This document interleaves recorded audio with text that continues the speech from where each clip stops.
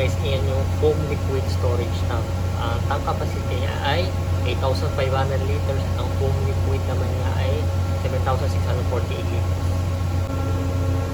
Meron din nakalagay dito na instruction plan for deck foam fire extinguishing system.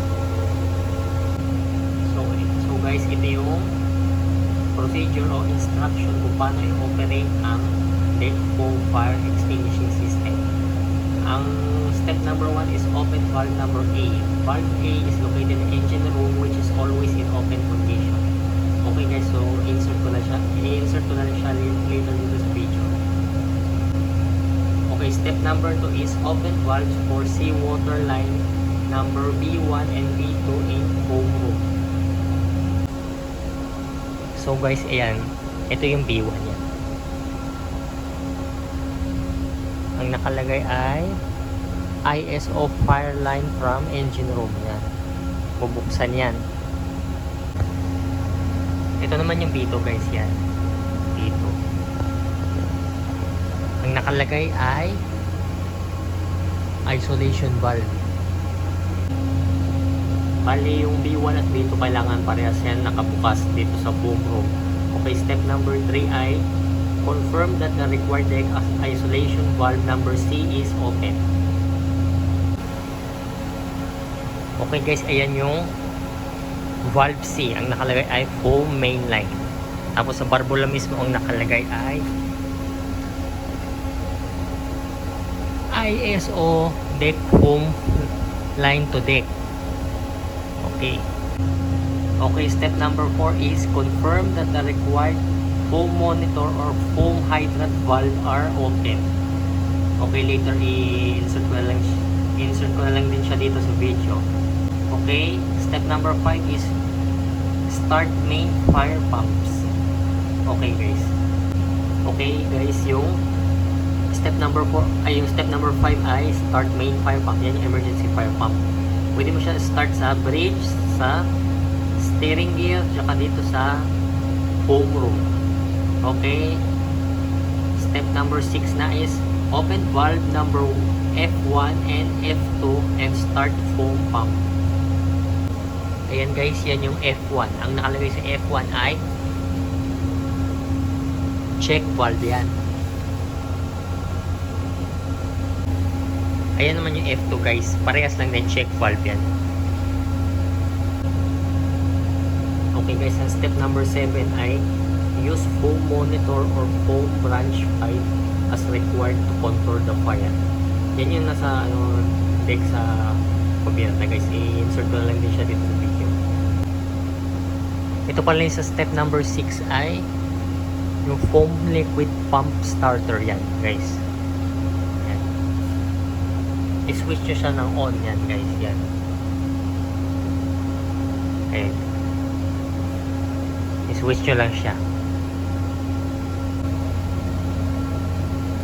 Yan guys, meron din siyang drain line eh. Drain line. Yan. Ayan yung barbula niya yan. Yan. Tapos yan yung motor. Yan. Ginagamit yan para ayan, yung sa drain. Parang guys, pinapaikot siya kasi pinapaikot sa linyada para yung in case na hindi magbabara yung mga pipe ay maayos yung daloy ng foam papunta sa deck or sa engine room.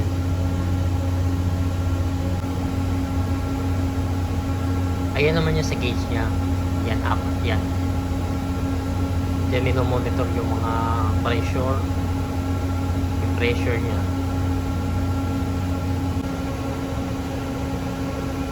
Ito naman yung sa level ng foam nya guys, yan. So guys, ito yung sa level ng foam guys, yan.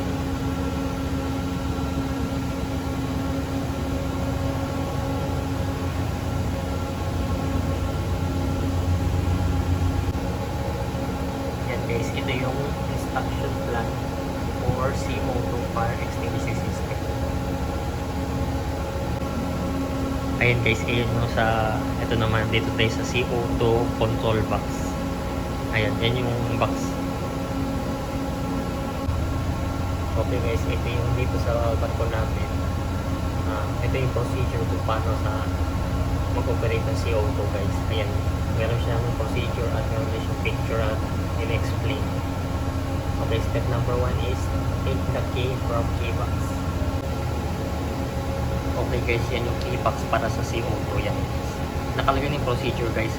Bali, sisirain nyo na lang yung glass at kunin nyo na lang yung susi sa loob. Ayan, yan yung susi. Ayan. Okay, second procedure ay buksan yung CO2 control box door guys. Yan. Ayan, yan nakalagay.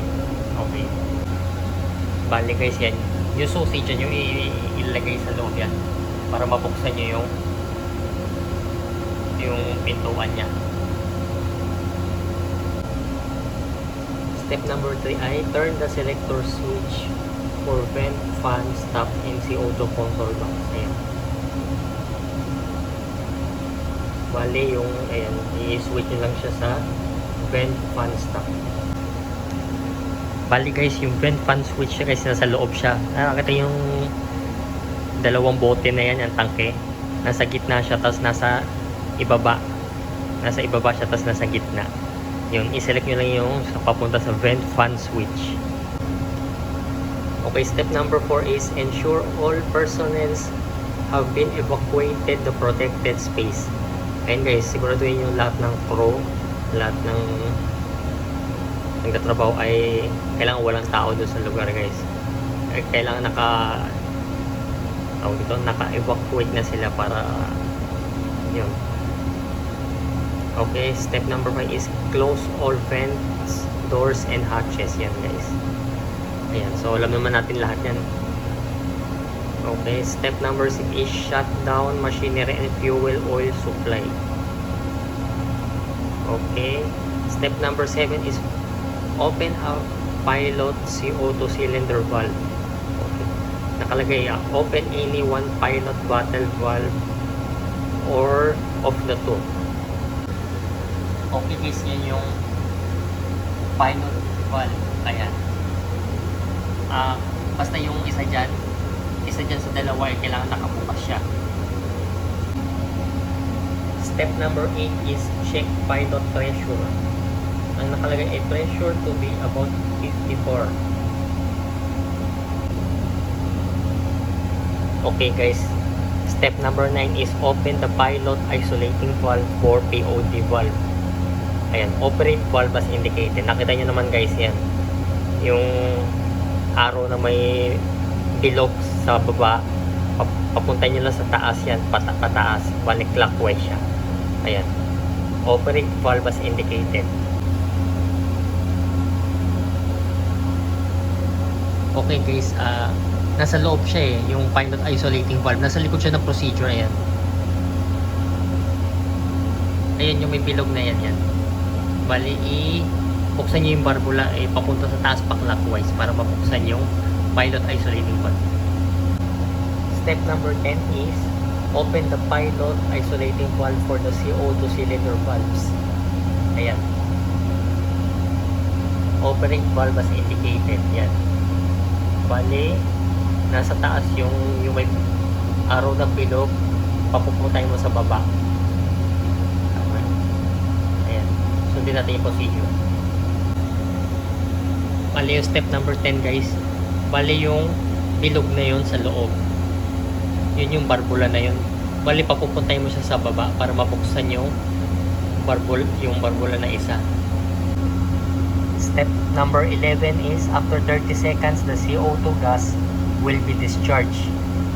Step number 12 is confirm the POD valve and CO2 valves are off.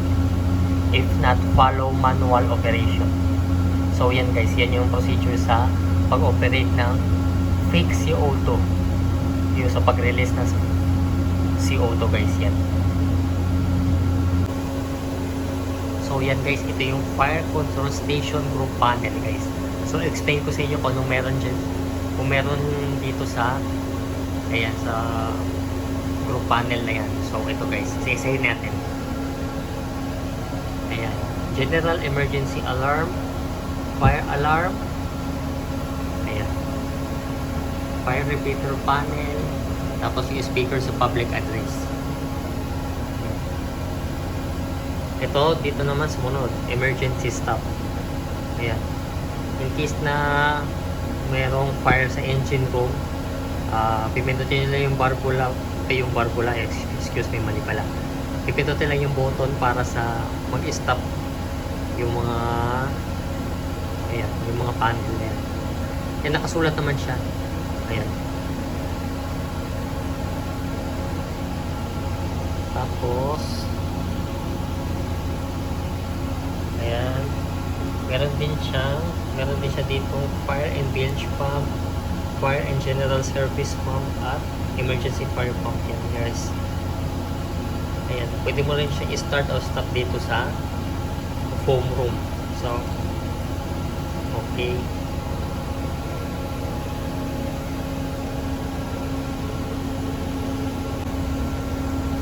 meron din siyang telephone para telephone ng mga crew. Pwede mo siyang tawagan. Pwede mo silang tawagan in case ng emergency. Yan guys. Ito guys. Dito na tayo sa local firefighting main control panel. Ayan. Explain ko sa inyo kung ano meron dito. Ayan yung sa mga switch kung ano meron. Okay guys. Isa-isay natin. Ayan guys. Ayan. Yung sa una, pinakataas yan yung iilaw yan guys. Ayan, yung main source yan, nakabukas siya. Tapos yung pump running, yan, nakatigil. Pagka umaandar siya, nakagreen yan. Pressure low yan, tank level low. Okay. Yan, yung sa main engine. Ayan, number 1 generator, number 2, and 3. Auxiliary boiler, composite boiler, purifier, incinerator, hydraulic, power plant, inert gas,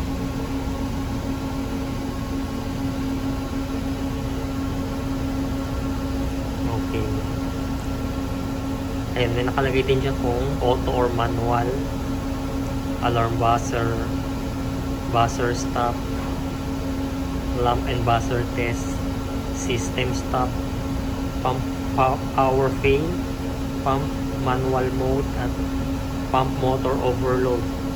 Nakalagay din na keep switch in auto position when engine room is unmanned. So ayan guys, yan.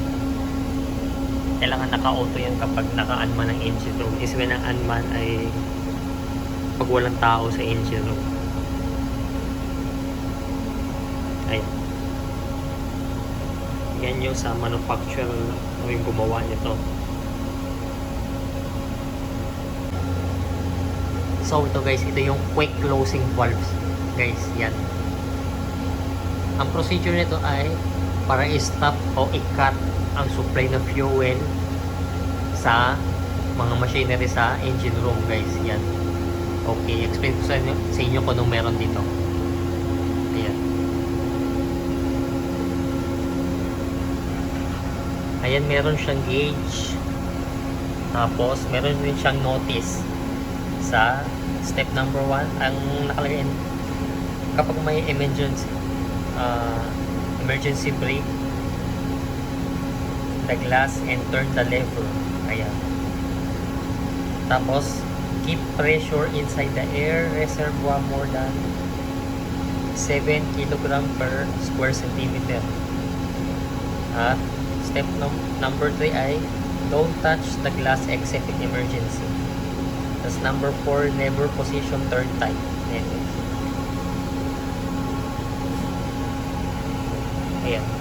Merong barbula sa loob guys, and dalawa, group 1 at group 2. Ang group 1 yan, nakalagay mula sa number 1 MGO storage tank port side hanggang sa number 1 HFO storage tank starboard side. Sa group number 2 naman ay mula sa MGO service tank hanggang sa low turbine cylinder oil measuring tank. Ayan.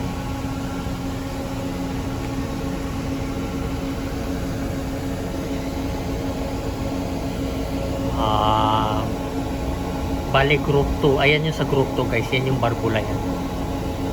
Tapos, okay, yung group 2. Yan. Yung group 1. Ito pala yung group 1 guys yan. Tapos ito yung group 2 yung guys. Ayan yung procedure guys sa barbula. Kapag nasa baba yung barbula, ibig sabihin ay naka-close siya. Kapag naman nasa right side ay emergency naka-open. Okay guys, ayan yung